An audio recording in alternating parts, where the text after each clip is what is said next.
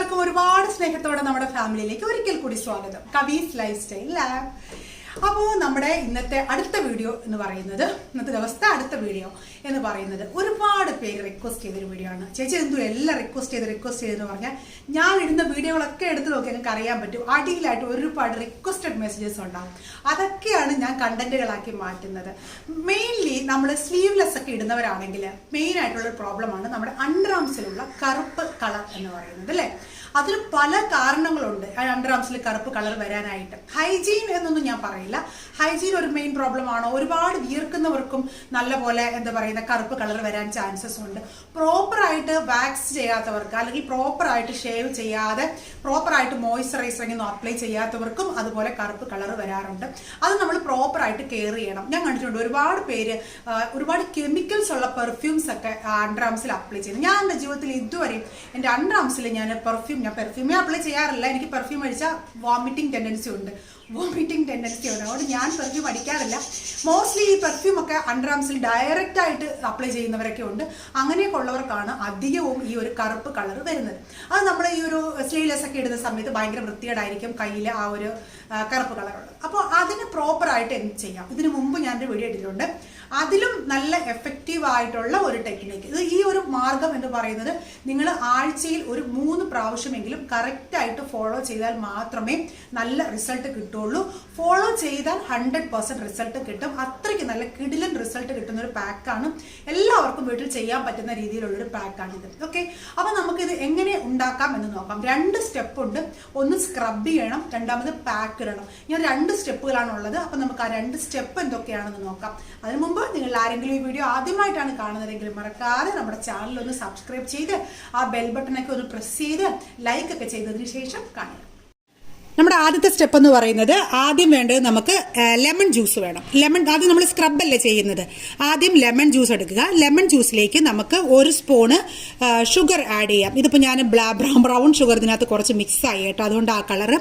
1 spoon lemon juice sugar mix ചെയ്യാം. ഇതിനകത്ത് നിങ്ങൾക്ക് മറ്റേ ബ്രൗൺ ഷുഗർ ആയിരുന്നാലും നോ പ്രോബ്ലം, ഏത് ഷുഗർ വേണമെങ്കിലും നിങ്ങൾക്ക് മിക്സ് ചെയ്യാം. എന്നിട്ട് നമുക്ക് ഇതിലേന്ന് കുറച്ച് നേരം എടുത്തിട്ട് നമ്മുടെ അണ്ടർ ആംസിൽ ഇതുപോലെ മസാജ് ചെയ്ത് കൊടുക്കണം, സ്ക്രബ് ചെയ്ത് കൊടുക്കണം.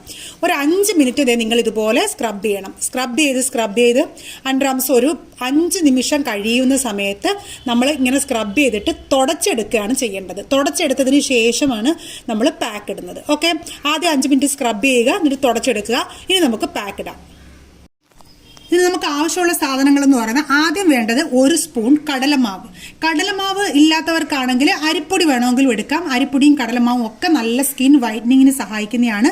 ആദ്യം കടലമാവ്. പിന്നെ നമുക്ക് വേണ്ടത് 1 സ്പൂൺ ബേക്കിംഗ് സോഡ. ഞാനിപ്പോൾ ബേക്കിംഗ് സോഡ മിക്സ് ചെയ്ത് പോയി കേട്ടോ. 1 സ്പൂൺ ബേക്കിംഗ് സോഡ ഉപയോഗിക്കുക.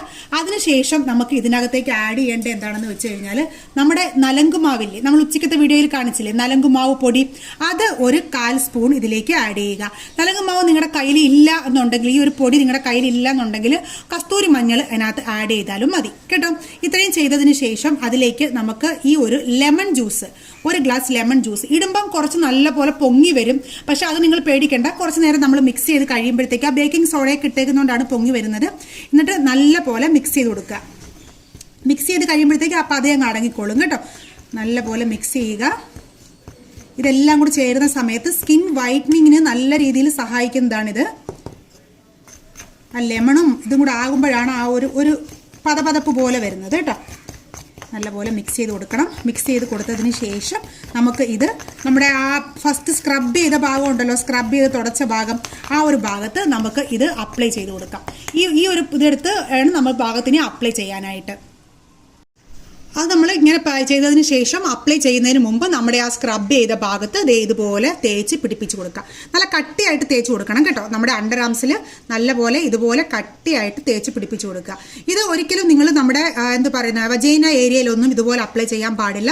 അത്ര നല്ലതല്ല. നിങ്ങൾ ഇതുപോലെ അപ്ലൈ ചെയ്തിട്ട് ഒരു 20 മിനിറ്റ്സ് കഴിയുമ്പം നോർമൽ നല്ല തണുത്ത വെള്ളത്തിൽ വാഷ് ചെയ്ത് കളയാം. നല്ല രീതിയിൽ റിസൾട്ട് കിട്ടും. കണ്ടിന്യൂസ് ആയിട്ട് ആഴ്ചയിൽ ഒരു 3 ദിവസം വെച്ച് കണ്ടിന്യൂസ് ആയിട്ട് അപ്ലൈ ചെയ്യുവാണെങ്കിൽ നല്ല റിസൾട്ട് കിട്ടും. അണ്ടർ ആംസ് നല്ല കറുപ്പ് കളറൊക്കെ മാറി നല്ല രീതിയിലാകാനായിട്ട് സഹായിക്കും. ഇപ്പൊ കണ്ടില്ലേ? അപ്പോൾ ഈ ഒരു പാക്ക് എന്ന് പറയുന്നത് കറക്റ്റ് ആയിട്ട് നിങ്ങൾ ഫസ്റ്റ് നല്ല പോലെ സ്ക്രബ് ചെയ്യുമ്പോൾ നമ്മുടെ ഈ ഒരു വിരലിൻ്റെ അകം വെച്ചിട്ട് നല്ല പോലെ ഇങ്ങനെ ചെയ്തിട്ട് നമ്മുടെ ഈ ഭാഗം തൊട്ട് ഈ ഭാഗം വരെ നല്ല പോലെ ഇങ്ങനെ നല്ല രീതിയിൽ സ്ക്രബ് ചെയ്ത് കൊടുക്കണം. അപ്പോഴാണ് നല്ല രീതിയിൽ ആ ഒരു, പ്രത്യേകിച്ച് ഈ ഒരു സമ്മർ ടൈമൊക്കെ നമ്മൾ ചുമ്മാ ഇരുന്നാൽ പോലും വിയർക്കും. അതാണ് അതിൻ്റെ ഒരു ടെൻഡൻസി എന്ന് പറയുന്നത്. അപ്പോൾ നിങ്ങൾ നല്ലപോലെ ആഴ്ചയിൽ 3 പ്രാവശ്യം ഇതുപോലെ സ്ക്രബ് ചെയ്ത് കൊടുത്ത് ഒരു 2 മിനിറ്റ്സ് ഒന്ന് വെയിറ്റ് ചെയ്തിട്ട് നമ്മൾ കോട്ടൺ ടവൽ വെച്ച് നല്ലപോലെ വൈപ്പ് ഔട്ട് ചെയ്തതിന് ശേഷം നമ്മൾ ഈ പാക്ക് കഴുകുകയൊന്നും വേണ്ട, ഈ പാക്ക് അതിൻ്റെ മുകളിൽ തന്നെ നല്ലപോലെ ഇട്ട് കൊടുത്ത് ഒരു 5 മിനിറ്റ് ഇതുപോലെയൊക്കെ ഒന്ന് ഇരുന്നാൽ മതി. ഇങ്ങനെ വെച്ച് കഴിഞ്ഞാൽ പ്രശ്നമൊന്നുമില്ല, പക്ഷേ ഒട്ടി പിടിക്കും. ഇങ്ങനെ ഒരു 5 മിനിറ്റോ അല്ലെങ്കിൽ ഒരു 20 മിനിറ്റ് വരെ വെച്ചേക്കുവാണെങ്കിൽ നല്ലത്. എന്തെങ്കിലും സിനിമ കണ്ടിട്ടോ അല്ലെങ്കിൽ മൊബൈലിൽ എന്തെങ്കിലും ഗെയിമൊക്കെ കളിച്ചിട്ടോ ഒരു 20 മിനിറ്റ് വെച്ചേക്കുക. എന്നിട്ട് നോർമൽ വാട്ടറിൽ വാഷ് ചെയ്യുക. ഇളം ചൂടുവെള്ളത്തിൽ വാഷ് ചെയ്താലും പ്രശ്നമില്ല കേട്ടോ. വാഷ് ചെയ്തതിന് ശേഷം മോയ്സ്ചറൈസർ അപ്ലൈ ചെയ്യാൻ മറന്നു പോകരുത്. അത് കമ്പൽസറി ആണ്. നല്ല ഒരു മോയ്സ്ചറൈസർ, നാച്ചുറൽ മോയ്സ്ചറൈസർ എങ്ങനെയാണ് ഉണ്ടാക്കുന്നത് എന്നുള്ളത് ഞാൻ വീഡിയോ ചെയ്യാം കേട്ടോ. അപ്പോൾ ഏതെങ്കിലും ഒരു നല്ല മോയ്സ്ചറൈസർ അണ്ടർആംസിൽ അപ്ലൈ ചെയ്ത് കൊടുക്കുക. നിങ്ങൾ വെളിയിലൊക്കെ പോകുമ്പോൾ ഈ ഒരു പെർഫ്യൂംസ് ഇങ്ങനെയൊക്കെയുള്ള കാര്യങ്ങൾ അപ്ലൈ ചെയ്യുന്നതിനെക്കാട്ടിയും വളരെ നല്ലതാണ് ഇതുപോലുള്ള നാച്ചുറൽ ആയിട്ടുള്ള മോയ്സ്ചറൈസേഴ്സ് നമ്മുടെ ശരീരത്തിൽ അപ്ലൈ ചെയ്യുന്നത്. അതായിരിക്കും കുറച്ചും കൂടെ നല്ലത്. റോസ് വാട്ടർ ഉണ്ടല്ലോ, നമ്മുടെ റോസ് വാട്ടർ കോട്ടണിൽ ഡിപ്പ് ചെയ്തിട്ട് നിങ്ങൾ ഡ്രസ്സ് ഇടുന്നതിന് മുമ്പ് ഒന്ന് അണ്ടർആംസ് ജസ്റ്റ് ഒന്ന് വൈപ്പ് ഔട്ട് ചെയ്ത് കൊടുക്കുക. ഇനിയും അഡ്വാൻസ് ആയിട്ട് ചെയ്യണമെങ്കിൽ കുറച്ച് ചന്ദനത്തിന്റെ പൊടി റോസ് വാട്ടറും മിക്സ് ചെയ്ത് നല്ലപോലെ ഷേക്ക് ചെയ്ത് വെച്ചേക്കുക ഒരു ബോട്ടിൽ. അതായത് റോസ് വാട്ടറും ചന്ദനത്തിന്റെ പൊടിയും നല്ലപോലെ മിക്സ് ചെയ്ത് വെച്ചേക്കുക. എന്നിട്ട് നമ്മുടെ അണ്ടർആംസിൽ ഒന്ന് സ്പ്രേ ചെയ്ത് കൊടുക്കുക. സ്പ്രേ ചെയ്ത് കൊടുത്ത് ഒന്ന് ഉണങ്ങി കഴിഞ്ഞതിന് ശേഷം ഒന്ന് തുടച്ച് കളഞ്ഞേക്കുക. കാരണം ചന്ദനത്തിന്റെ പൊടി എന്തെങ്കിലുമൊക്കെ ഉണ്ടെങ്കിൽ തുടച്ച് കളയുക. നല്ല ഒരു പ്യുവർ ആയിട്ടുള്ള ഒരു നാച്ചുറൽ സ്മെല്ല് കിട്ടാൻ വേണ്ടിയിട്ട് അത് സഹായിക്കും. ഓക്കെ, ഇങ്ങനെയുള്ള ചെറിയ ചെറിയ ട്രിക്കുകളൊക്കെ ഉപയോഗിക്കുക. ബോഡി എപ്പോഴും നല്ല ഒരു ചെറിയ ഒരു വാസനയോട് വേണം എപ്പോഴും വെച്ചേക്കാനായിട്ട്. അപ്പോൾ എല്ലാവർക്കും നല്ലൊരു ദിവസം നേരുന്നു. വീഡിയോ എല്ലാവർക്കും ഇഷ്ടപ്പെട്ടെന്ന് വിചാരിക്കുന്നു. ഇഷ്ടപ്പെട്ടെങ്കിൽ മറക്കാതെ ചാനൽ ലൈക്കും ഷെയറും സബ്സ്ക്രൈബും ഒക്കെ ചെയ്യുക. നാളെ അടുത്ത വീഡിയോയുമായി വീണ്ടും.